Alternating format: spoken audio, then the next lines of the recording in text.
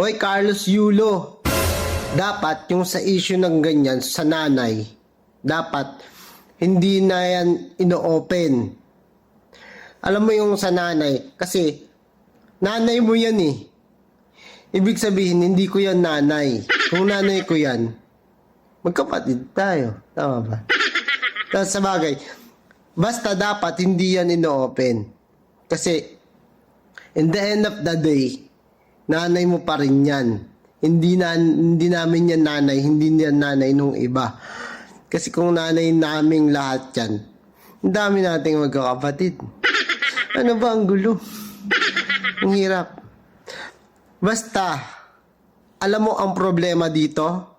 Ako yung problema dito kasi, nakikisali ako eh, trending kayo eh. Bakit ako nakikisali? Ano naman ako dito? Ba't ako nakikialam? Buhay niyo yan eh.